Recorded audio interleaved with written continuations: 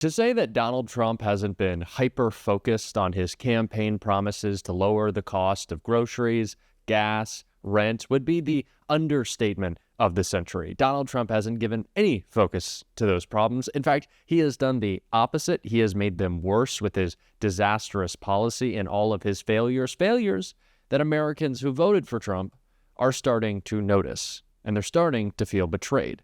And that, along with the regular rage that Donald Trump experiences every day, led him to lash out a little bit at one of his biggest enemies for some reason at the Super Bowl, Taylor Swift. Yes, Donald Trump, an almost 80-year-old man, decided he would take to Truth Social and attack Taylor Swift.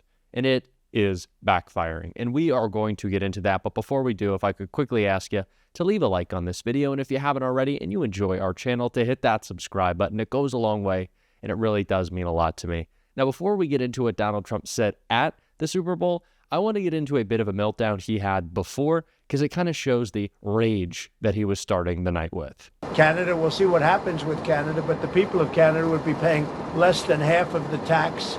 If you look at the tax, they're going to be paying less than half the tax. They don't pay very much for military, and the reason they don't pay much is they assume that we're going to protect them. That's not an assumption they can make, because why are we protecting another country? Now, I love the people of Canada. We have a great relationship. But if they became our 51st state, it would be the greatest thing they could ever do. It would be unbelievable. It would be a cherished state. And think of how beautiful that country would be without that artificial line running right through it. Somebody drew it many years ago with a ruler, just a line. You look at how beautiful that is, wow, it would be very exciting. But if you look at Canada, it would be cherished as a 51st state. They don't pay their share of military in NATO. They pay very little for military. They're not protected at all. And the reason is they think we're going to protect them. The other thing is we subsidize them to the tune of about $200 billion a year. If we stop doing that, if we stop allowing them to make cars through tariffs and other things, cars, trucks, etc., what they make, they're not viable as a country. It's more aggressive. It's better. Why? Because I think I've had a lot of experience. And in my first term, I was fighting everybody because they were very aggressive toward me. I always said survival and taking care of the country, not necessarily in that order. But I had to take care of the country, but I had a bunch of lunatics like Pelosi and all of these people. They fought me, and we won. And, I had a lot of other things that were going on there. This time it's much more, they've lost their confidence.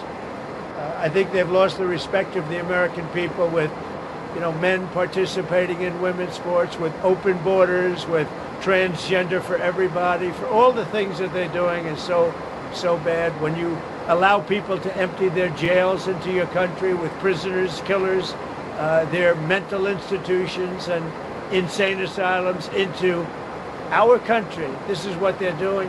When you allow gang members from Venezuela, but many other countries coming into our country, we're getting them all out now. They've lost their credibility, but they've also lost their confidence. So I have more time to do what I want to do. So we're making our country larger. We're making our country stronger. And in the case of Canada, if this should happen, I don't know how they can do it without us, because without the U.S., Canada really doesn't have a country. They do almost all of their business with us. And if we say we want our cars to be made in Detroit, with a stroke of a pen, I can do that.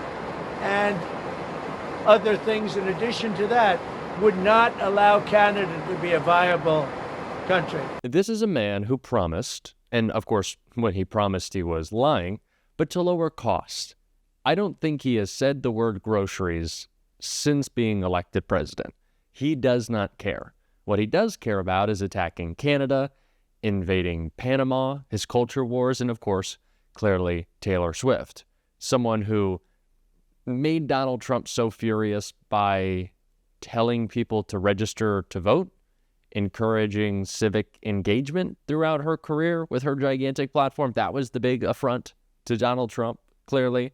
And it's why he made these two ridiculous posts last night. Trump wrote, "The only one that had a tougher night than the Kansas City Chiefs was Taylor Swift. She got booed out of the stadium. MAGA is very unforgiving."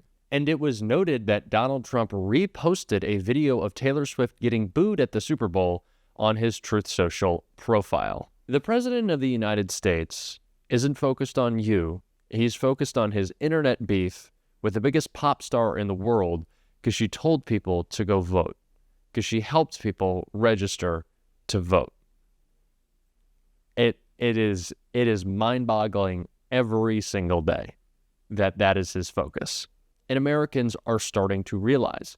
We saw recent polling that said over 67% of Americans said Donald Trump wasn't doing nearly enough to address costs. And now he's making a big spectacle, which will make a lot of news, over his attack against Taylor Swift. Someone people like. Donald Trump just bringing attention to the fact that he's doing everything but what he promised. And it's the reason Democrats are fighting back so much harder now than they certainly did at the beginning of his term, because that first week, we did not get nearly the pushback we needed. But now Democrats are starting to. And someone who was laying out that plan was Senator Cory Booker right here. Well, again, I think the plan right now is working in 4 parts. One is a legal strategy to stop him from violating the separation of powers, from violating our civil service laws, civil rights laws.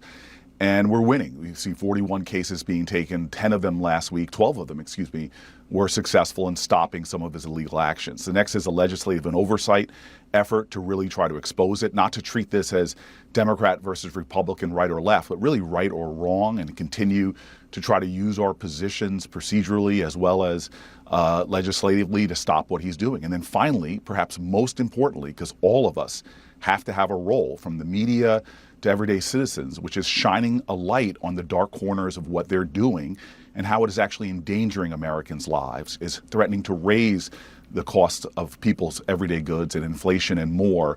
We've been successful in the past, from turning up the heat on him to stopping him from tearing away health care in his first administration, to even when he did one of those awful illegal acts of trying to stop government funding of our first responders, our veterans, our meal programs. The outrage of Americans actually stopped them from what they were doing, and then our legal strategy further put a bar on their ability to stop sourcing and funding vital resources for communities. The New York Times reported that when pushed by fellow Democrats to do more to stop Trump, the Democratic Senate leader Chuck Schumer pointed in part to your leadership, what you're doing on social media and the messaging there. David Corn, who is a prominent journalist on the left, described your strategy as bringing a teaspoon to a gunfight. And he added, this is not how a party battling for its survival and the survival of the nations behave. What do you say to that? Again, I've been blown away by what I'm seeing, by everyday citizens joining together and beginning to shine a much better light on what's happening. Take USAID and the efforts last week to show that what the Trump administration has done is make Americans less safe from diseases like Ebola or treatment-resistant tuberculosis, taking away scientists on the front line of fighting these infectious diseases, because we know infectious diseases anywhere are a threat to human safety everywhere. And so a lot of the things that Trump is doing, that some of the biggest officials in our state, like, remember Secretary Mattis, his defense secretary, saying very bluntly, if you cut these kind of programs in the State Department, buy me more bullets, because it's going to mean that we're going to use military more. By shining a light on these things, by elevating, as we've seen online this past week, literally hundreds of millions of shares and likes exposing what's going on, this is giving us more strength in actually stopping him from doing what he's doing.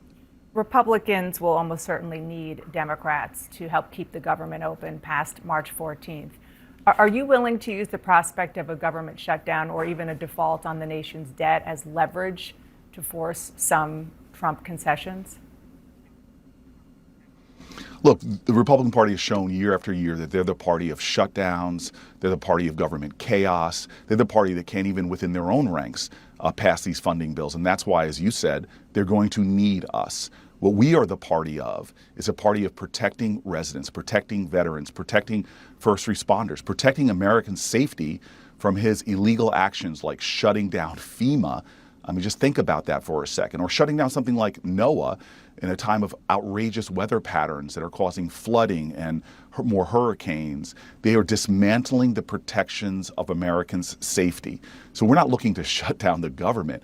We're looking actually to protect people, and we're going to stand up against the kind of things that Donald Trump is doing that are hurting Americans, making us less safe and raising costs. Senator, tactically, though, I know you're trying to shine a light on it. You're here doing this interview. You're working it online. But when it comes to the tools in your toolbox, there aren't a lot of them. One of them is to try to stop the government funding, to try to do maybe even default on the debt, as I said, or at least force that if the Republicans don't change course. Is that the strategy? Let me just put it pointedly. The strategy is to do whatever we can to stop Donald Trump from hurting Americans, from making us less safe, less secure, and from raising our costs. We will look at every single tool in our toolbox, as we've done this last week, to make sure that we stop him from hurting people. At the end of the day, Donald Trump has promised America, I will bring down your costs and I'll make you safer. He clearly is doing the opposite. In addition to that, he's opening the floodgates for corruption in our system, from getting rid of inspector generals who have a track record under Democrat and Republican presidents of saving Americans billions of dollars from waste, fraud, and abuse, to letting Elon Musk, one of our biggest government contractors, one of our biggest military contractors, have access to America's most personal information, from your grandparents' medical information all the way down to people's Social Security information and other things. This is an astonishing allowance of corruption and abuse and violations of people's privacy and other most sacrosanct values. We are in a crisis right now, and Democrats will use every tool possible to protect Americans, to drive down costs, to make us safer. These are the very opposite that Donald Trump is doing to Americans right now. We need so much more fight right now. We need so much more fight right now. Every single day, we need to be communicating our message and pushing back in every way we possibly can. And it is certainly what we are going to be doing on this show every day. If you want to support that, as always, you can hit that subscribe button. You can leave a like on this video. And if you stuck around to the end, you can drop a blue heart in the comments. And until next time, I'll see you soon.